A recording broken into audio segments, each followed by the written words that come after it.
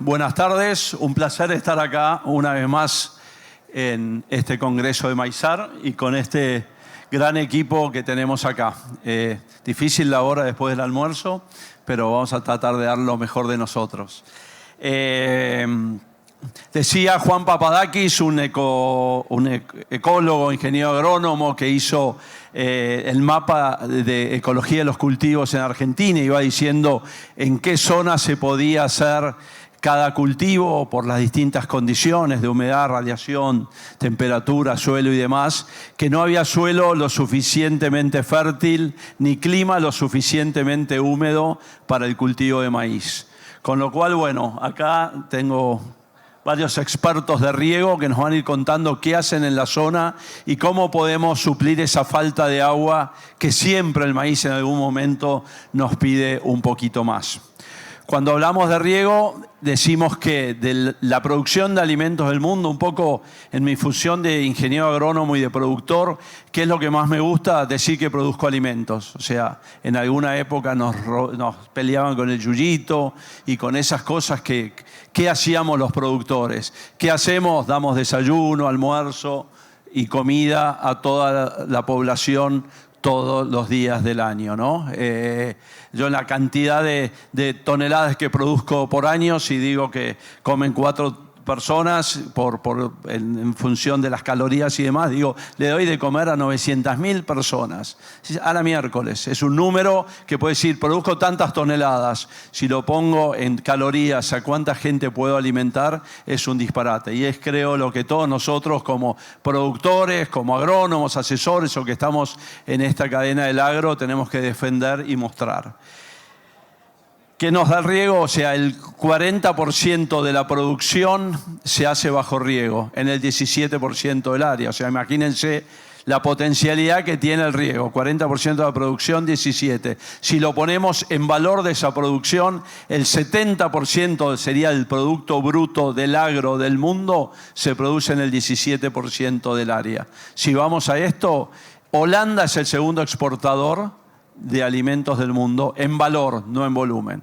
Con lo cual, lo que nos da el riego, la capacidad de generación de riqueza, de creación de valor, es tremendo. Y es tremendo cuando lo ponemos en la cadena del maíz y podemos hacer todo esto. Con el riego nosotros tenemos seguridad de cosecha, o sea, cubrimos la deficiencia de agua, aumento de rendimiento, le ponemos más densidad, más fertilización, más agua, tenemos más rendimiento. Nos permite hacer cultivos diferenciados. En el caso del maíz es hacer un cultivo de maíz semilla o de maíz flint, maíz pisingallo, alguna otra cosa que nos dé más valor y mover la frontera agrícola. En este panel tenemos un poco de todo eso. Vamos a empezar con Juan Orsellet. Juan es de Entre Ríos.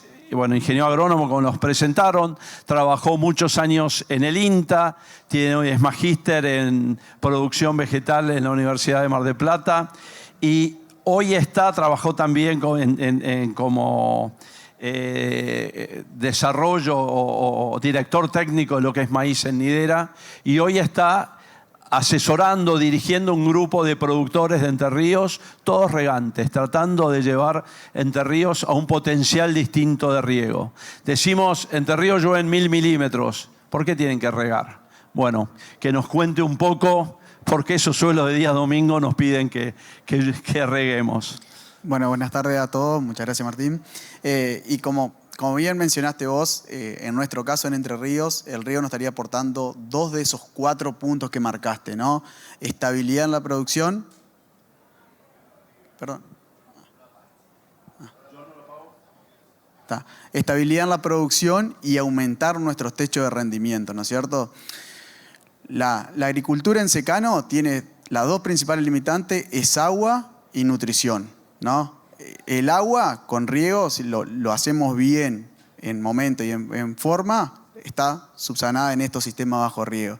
Pero tenemos que hacer foco en nutrición para poder lograr salir de no solo estabilidad, no solo en Entre Ríos queremos sacar 8.000 kilos, 9.000 kilos todos los años, sino queremos sacar 12.000 kilos todos los años. Y para llegar a ese salto productivo, dados que nuestro suelo perdieron el 35, 40% de la materia orgánica, y evidentemente hay que pensar en otro cultivo distinto. O sea, nosotros como provincia hoy lo hablamos antes de subir. Nosotros, yo digo que somos los Estados Unidos del agregado de valor, ¿no? Entre Ríos consume el 80% del maíz que produce. Entonces, tener estabilidad y tener alto potencial de rendimiento, a nosotros como provincia y al productor, le da tener a 20 kilómetros del lote, a 30 kilómetros del lote, precio lleno de grano, tanto de maíz como de soja, es un número totalmente distinto. Entonces, para conseguir esto, estabilidad y llegar a estos techos de rendimiento, tenemos que, aparte de agua, y ya que nos llueven 1.200 milímetros al año, regar en momentos puntuales, que son críticos obviamente, porque nosotros con suelos que almacenan 100 milímetros, tenemos que regar una semana que no llueve en periodo crítico, obviamente no tenemos que esperar a eso. Pero no solo es regar, sino también tenemos que pensar la nutrición de esos cultivos para llegar. Y no solo hablando de, Gabriel lo dijo hoy acá, no solo nitrógeno, azufre, potasio, fósforo. Pensemos en los otros nutrientes para llegar a estos techos de rendimiento. Y cuando apuntamos a esos techos de rendimiento también tenemos que pensar en sustentabilidad.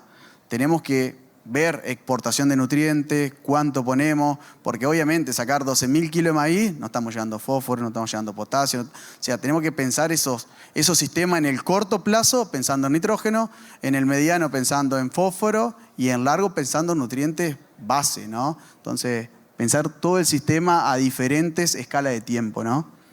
Sí, yo quiero agregarte un poco. Yo hace 35 años que estoy en esto del riego.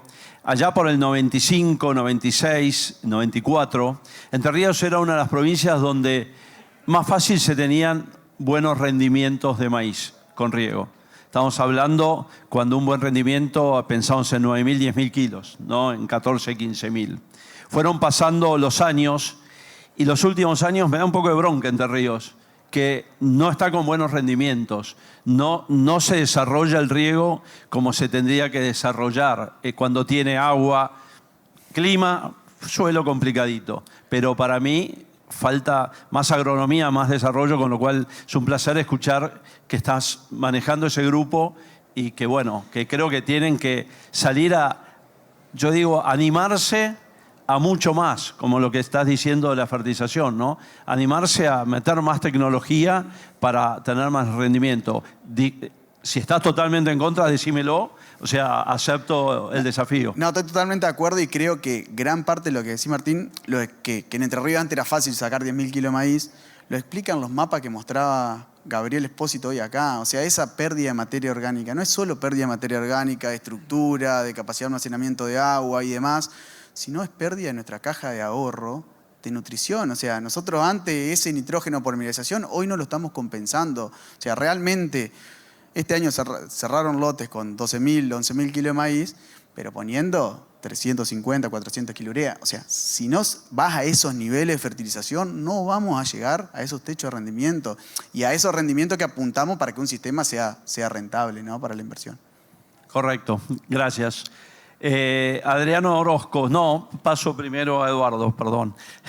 Eduardo Bannon, ingeniero agrónomo, responsable de agricultura de Cresut en Argentina y bueno, y amigo de muchísimos años. Gran experiencia de riego, 25, 30 años también, regando en la provincia de San Luis y regando en Salta.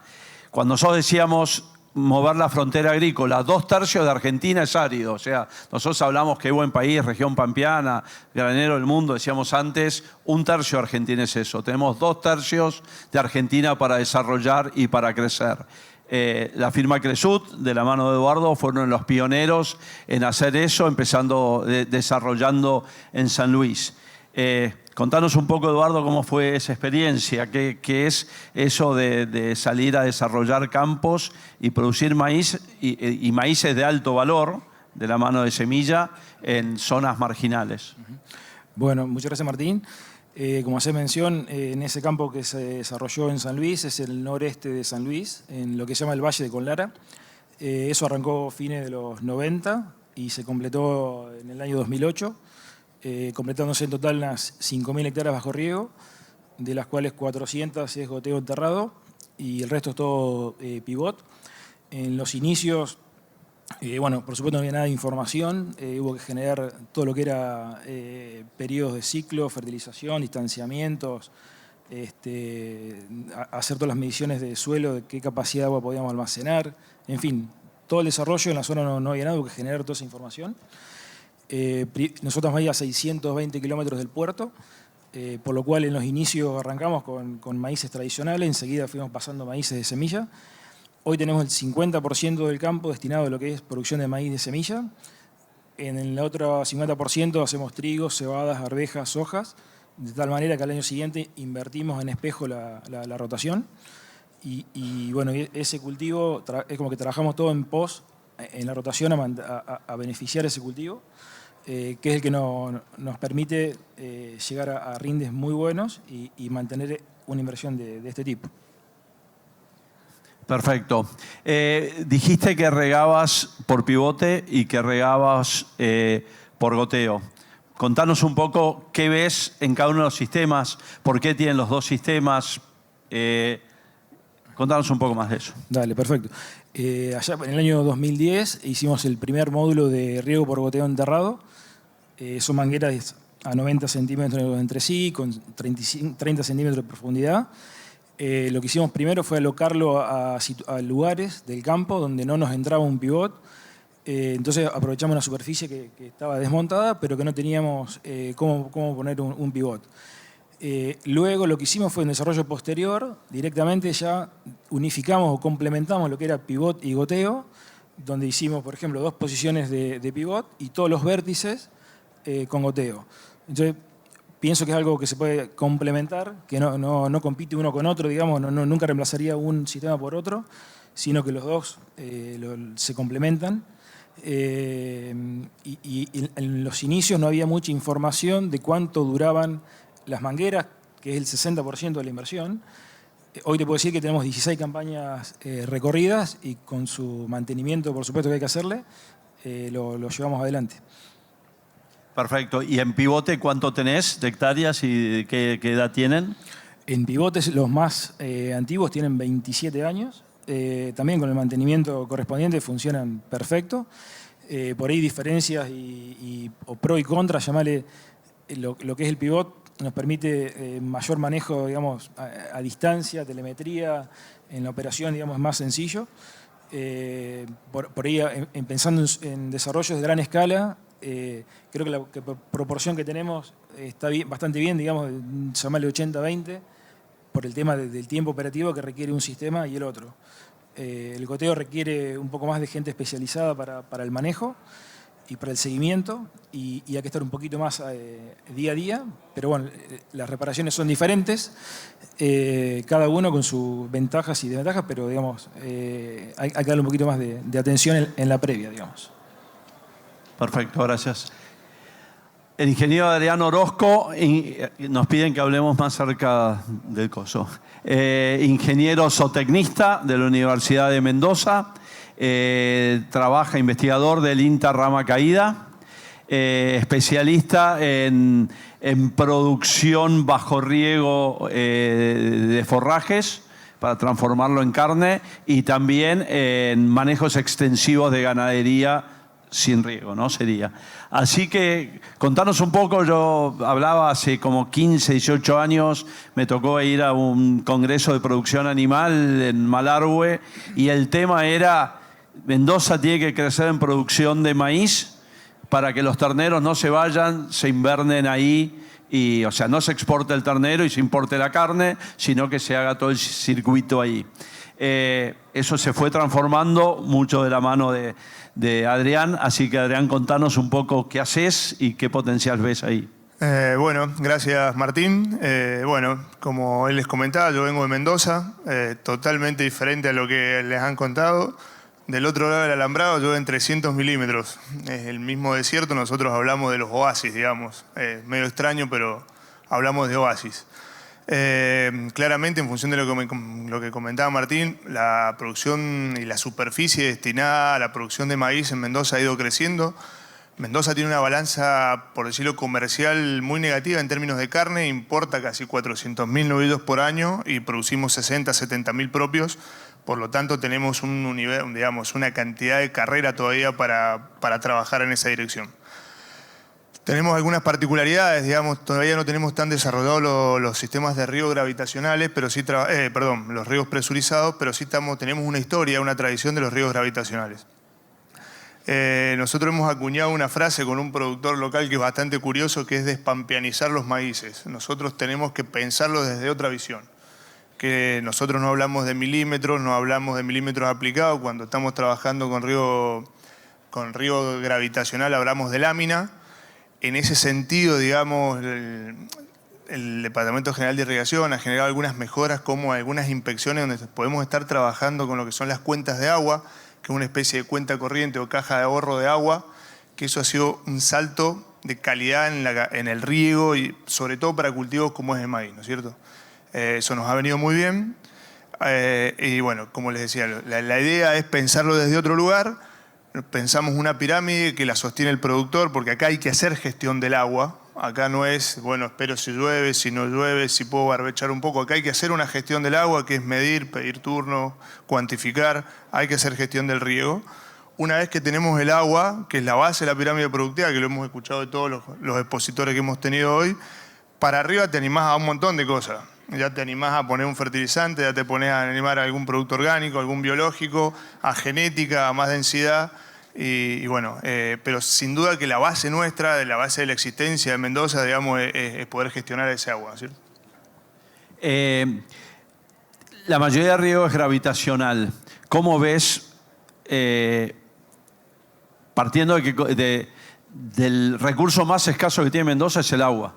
De hecho, creo que la persona más importante, gobernador, ministro de Economía y director de riego, ¿no? No sé cómo se llama. Un superintendente. Superintendente que creo que es votado, independiente, con lo cual es un personaje muy importante en la provincia como autoridad del agua. Es el recurso más escaso y tiene riego gravitacional, ¿no? Que el riego gravitacional en el mejor caso tendrá 50-55% de eficiencia, en el promedio debe tener, no sé, 30%. No importa, 50.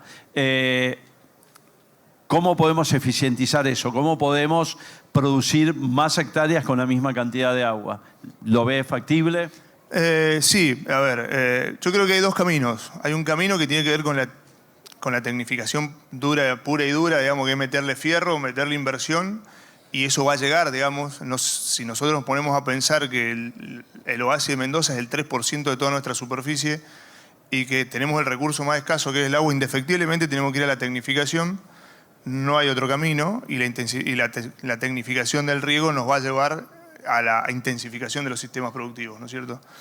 Pero también tenemos todavía un camino que recorrer en los riegos gravitacionales. Nosotros hemos logrado, con el trabajo de algunos productores, con esto que te digo yo, de la gestión de las cuentas de agua, corregir desde los anchos de las melgas, cosas vinculadas a las hijuelas con puerta, está regando un 20 o un 30% más de superficie que el vecino, que regaba como se regaba hace 25 o 30 años atrás. Pero básicamente, antes que cualquier tecnología, nosotros tenemos que ir a tecnificar el riego. El riego es la base de todo. Sin agua allá en Mendoza estamos perdidos, no hay posibilidad de producir. Y ya te digo, indefectiblemente vamos a tener que ir a un camino de tecnificación a partir de, como digo yo, ponerle todos los fierros. Ya vendrán los pivots, vendrán los goteos, manga, no sé, lo que sea, digamos, que le quepa a cada uno de los sistemas.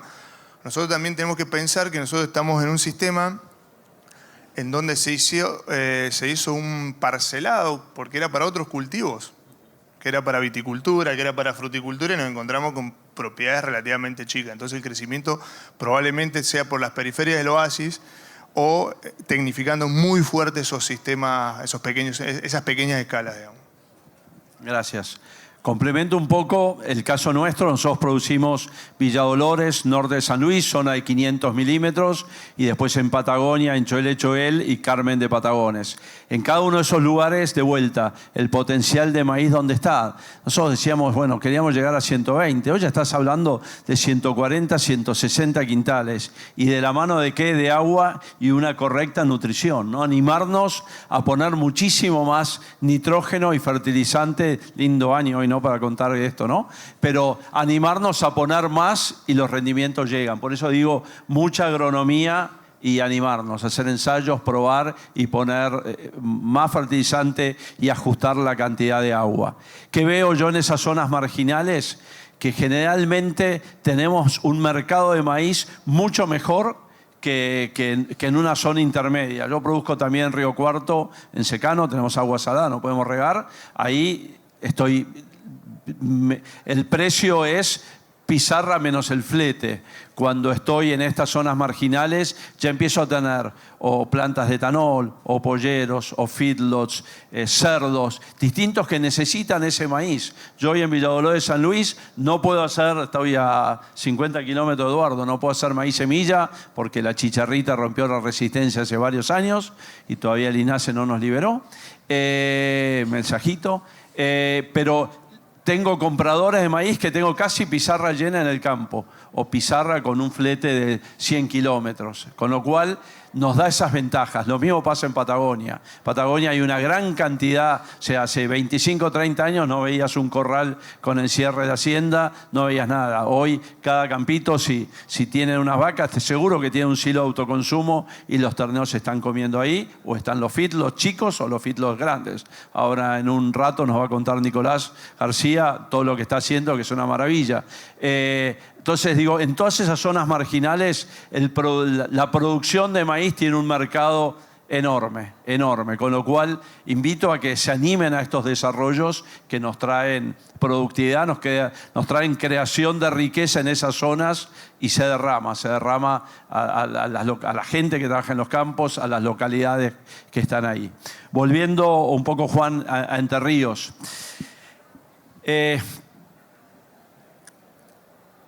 ¿Qué ves? ¿Qué soñás? O sea, ¿cómo ves el crecimiento? Equipos de riego, ¿qué tecnologías ves que se van a desarrollar más? ¿Y cómo vos soñás esto en los próximos 10 años, 15 años? A mí se me está acabando ya la cuerda, pero remamos 35 años, ahora remen ustedes.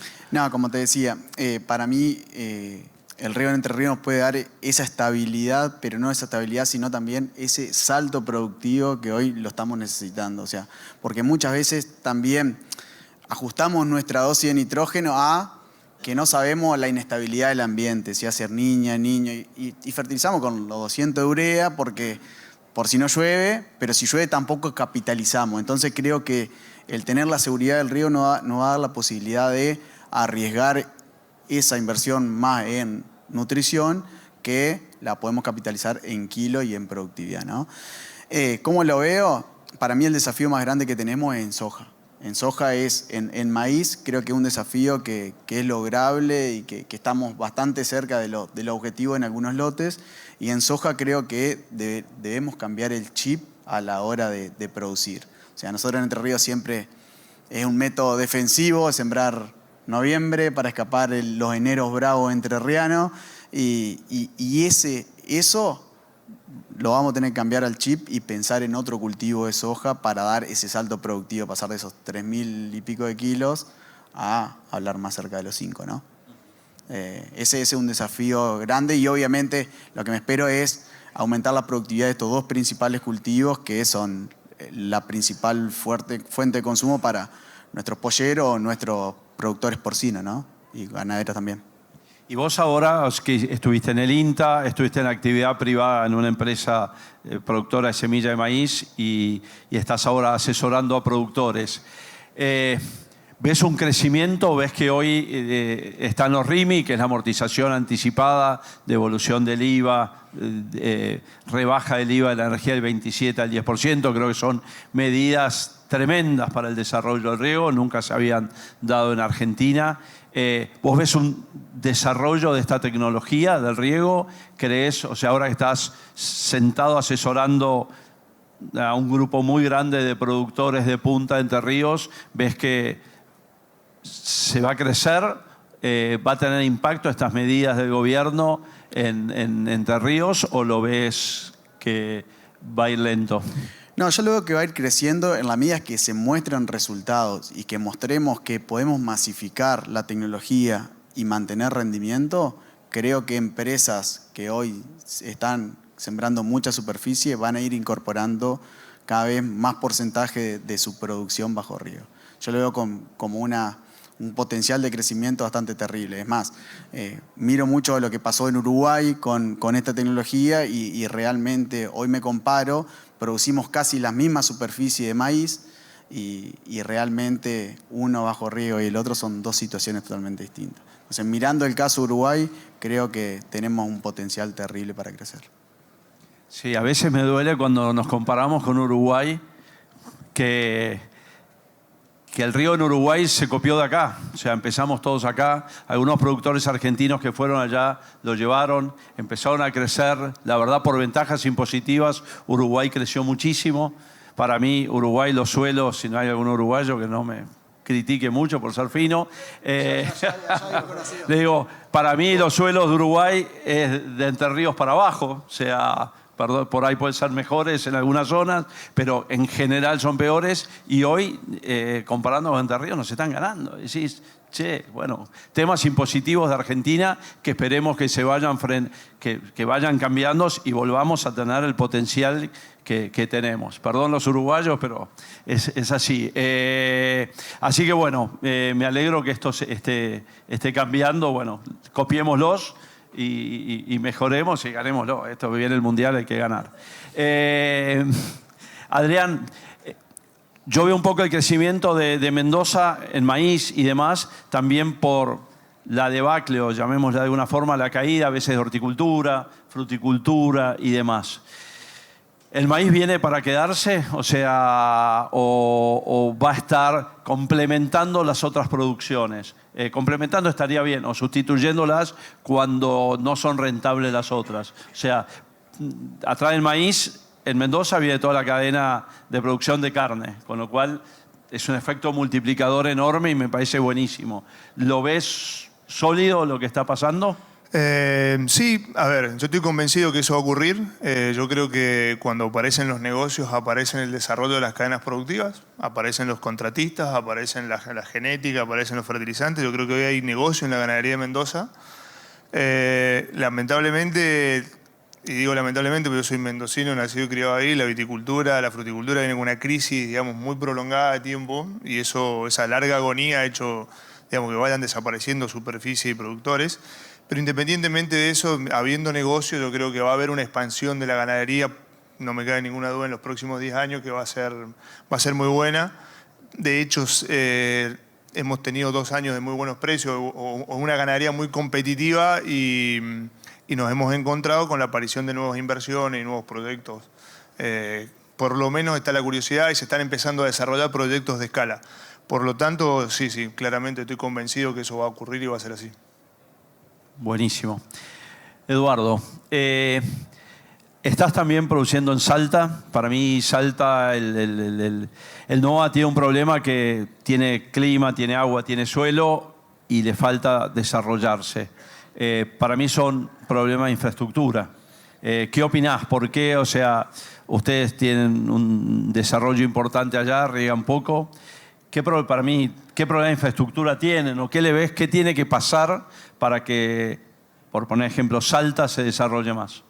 Claro. Sí, nosotros hoy, el proyecto este está, para que se ubiquen de La Jita, unos 100, 150 kilómetros hacia el este. Hoy el módulo que tenemos de riego es como un ensayo que hacemos, llamémosle, con distintas rotaciones de cultivo, doble cultivo, especialidades, forrajeras para semilla, viendo qué alternativas pueden ser a futuro, porque hoy por hoy es riego con combustible, que te hace inviable la mayoría de las rotaciones. Entonces nos faltaría energía eléctrica, caminos, rutas que sean factibles, distintas ofertas de industria para poder traccionar más producción bajo riego. Hoy por hoy superficie hay, estamos limitados en infraestructura. Sí, es un tema. Mañana justo tengo una reunión, el Consejo Nacional de Infraestructura, una cosa así, me pidieron que vaya a hablar de qué cosas faltan para desarrollar más el riego. Creo que en muchos lugares nos falta energía eléctrica, nos falta caminos, nos falta infraestructura básica para que esta tecnología se desarrolle. Puede estar todo, pero si no tenemos esas cosas, para el productor es muy difícil llegar al puerto, llegar al mercado o tener una energía que sea accesible, ¿no? Quiero repetir un poco lo del RIMI, no sé, porque justo hoy hablábamos con el secretario de Agricultura de Córdoba y me decía que mucha gente no lo entendía. ¿Qué es el RIMI? Hoy, cuando uno invierte en un equipo de riego, en una inversión en riego, lo puede mandar a gasto el primer año. O sea, directamente a gasto. No lo tiene que amortizar en 10 como antes, solamente en 1. Hoy el RIMI para tractores u otras maquinarias, depende de qué tamaño de empresa uno sea, puede ser, no sé, $300,000, no sé, 1.800.000, si quiero llegar a un número como hasta 9 millones las empresas pyme grandes. Para lo que es riego, desde $1 ya lo puede mandar a gasto. O sea, no hay una inversión mínima requerida. Esto es tremendo. O sea, es mandarlo a gasto, la inversión que sea, 5.000, 10.000, 100.000, 1 millón, 10 millones, lo que sea, lo manda a gasto el primer año. Devolución del IVA. Antes, cuando el equipo de riego tiene el 10,5, no sé, un caño, una bomba, tenía el 21. Ese IVA era costo, no lo bajábamos nunca cobrando el 10,5. De esta forma, hoy, a los 3 meses, ese IVA lo podemos usar para cualquier otra cosa. Con lo cual, descontamos ese IVA, tenemos devolución del IVA. Y tercero, la energía. Energía, insólitamente, pagamos el 27%. Es el insumo principal cuando estamos en zonas marginales. Pagamos 27% de IVA para recuperar vía el 10,5 del grano. Hoy la energía pasó a ser del 10,5. Ya está en las facturas al 10,5. Son cosas tremendas para lo que es el desarrollo del riego y para los que estamos regando, ¿no? Tenemos ya cerrando, tienen el último minuto cada uno para decir lo que tengan ganas. Agrego lo que comentaba recién, que por ejemplo en lo que es energía solar que estuvimos analizando, también nos pasa que no en todas las provincias, si vos lográs un excedente de producción, te lo toman como si fuera una cuenta corriente, llamale, de kilovatios. Entonces, a la hora de analizar esa inversión, también te juega en contra. Hay provincias que sí, pero hay otras que no. Sería un punto muy a favor para avanzar con esos proyectos. Un segundo. Con el tiempo estamos... Estás afanando, ¿eh? Me dan acá algunos más, pero bueno, dale.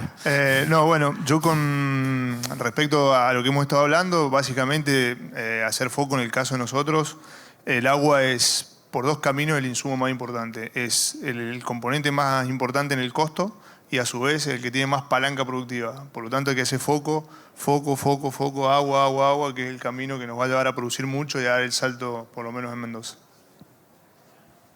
Bueno, y nosotros en el litoral también aprovechar la cantidad de agua que tenemos disponible abajo. Es una zona arrocera en la cual hay muchos lotes que tienen pozos arroceros que no se están usando. Entonces creemos que hay un potencial de crecimiento ahí y obviamente un riego suplementario a los milímetros que tenemos y para conseguir esa estabilidad en rendimiento y ese potencial de rendimiento que realmente hoy se están viendo en algunos lotes, pero masificar eso yo creo que la tecnología se va a implementar.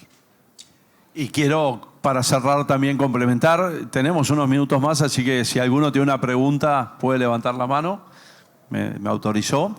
La sustentabilidad y la eficiencia en el uso del agua. Yo creo que es clave que usemos sistemas muy eficientes en el agua. El agua es un recurso finito. Hoy Argentina tiene una riqueza de agua enorme, pero ojalá que eso empiece a estar más ajustado, porque quiere decir que estamos maximizando y eficientizando el uso de ese recurso, con lo cual empecemos no, yo creo que se está manejando de una forma muy eficiente, pero bueno, tenemos que cuidar este recurso, no contaminarlo, Con el nivel de fertilización que usamos hoy estamos lejísimos de hacer algo de contaminación, pero bueno, tenemos que tener cuidado con eso, manejarlo eficientemente, o sea, no desperdiciar el agua y bueno, y cuidar este recurso para todas las generaciones que sigan. Así que 1.000.000 de gracias.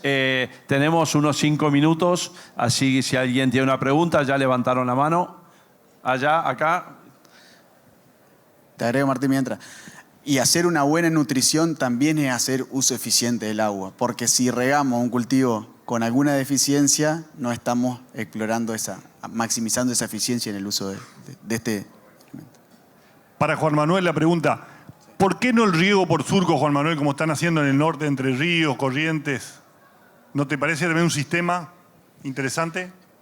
Para mí, un sistema de la agronomía, yo siempre voy a recomendar sistemas que sean sostenibles a lo largo del tiempo. Obviamente, siempre que sea un riego por surco y no produzca erosión, que es nuestra principal limitante y nuestro principal problema en la degradación de suelo, si no hay erosión, bienvenido sea. Pero donde vea algún sistema de surco que produzca alguna erosión en nuestros suelos vertisoles, con la topografía que tenemos, es muy poco probable que no se produzca esa erosión.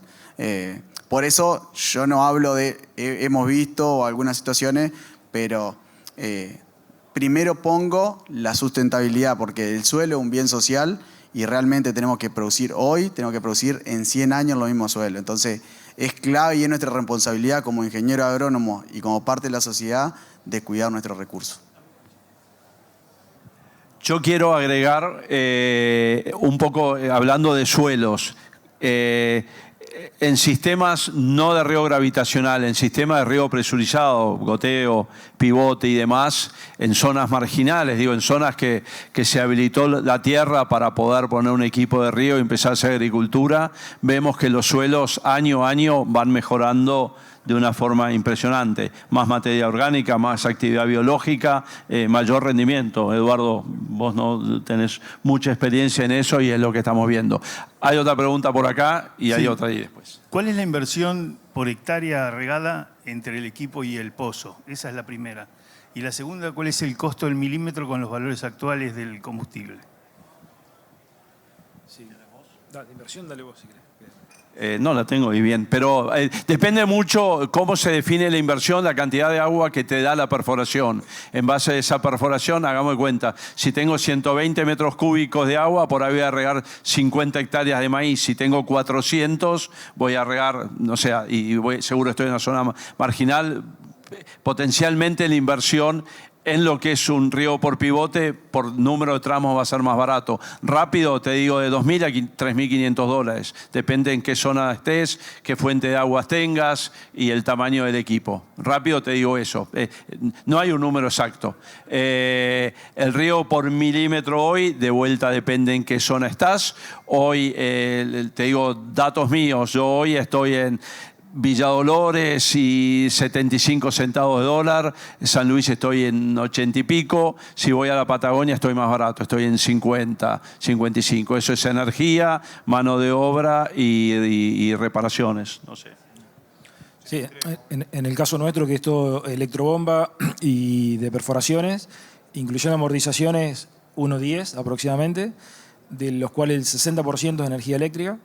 Antiguamente ese número era más 45-50, hoy ya se corrió al 60.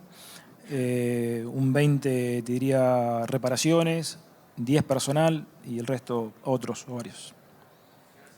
Mi número es sin amortizaciones. Yo en mi análisis, cuando yo compro un campo y le pongo el equipo de riego, yo no amortizo el equipo en mi cálculo porque digo, ese campo ya vale lo que tiene el equipo de riego. O sea, hoy los campos de Cresut con riego, si los compraron por decir 100 la hectárea, le pusieron 100 más de riego, no vale 200, vale 400 si tiene equipo de 27 años.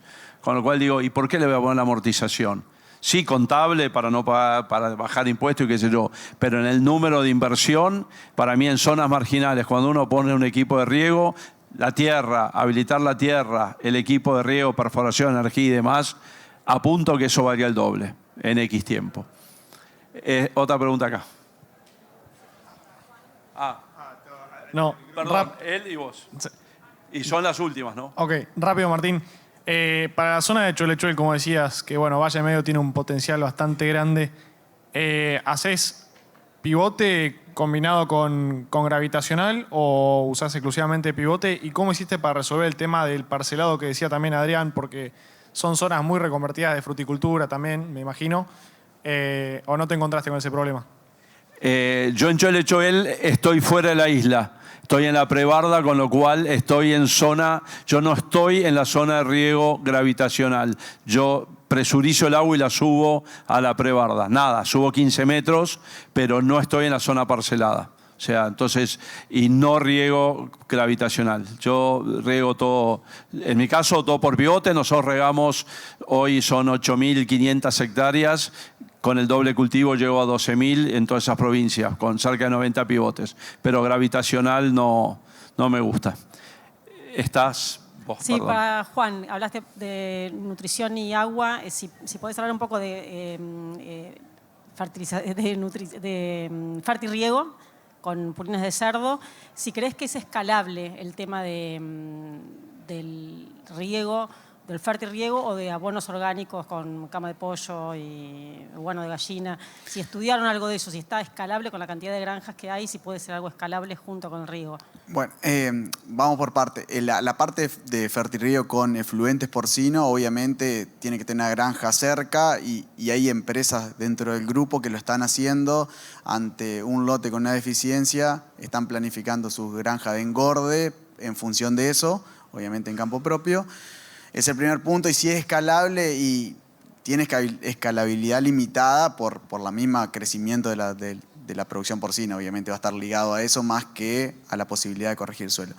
Y la parte de, si es escalable la parte de cama de pollo para complementar estos sistemas, sí, totalmente. Hoy hay empresas que están usando a gran escala cama de pollo, o sea, con mucha superficie y realmente, obviamente con una logística bien pensada y bien planificada, es lograble y nos está aportando nutrientes que no es solo fósforo, es potasio, es azufre, o sea, realmente nos está aportando y es una importación que tenemos de nutrientes en la zona que es nutriente, o sea, son nutrientes de Córdoba, Santiago y demás que no la estamos teniendo, ¿no es cierto? Bueno, 1.000.000 de gracias por el tiempo y 1.000.000 de gracias a ustedes por habernos enseñado un poco lo que están haciendo en cada una de esas zonas. Creo que ahora hay otra charla de Patagonia que creo es muy buena.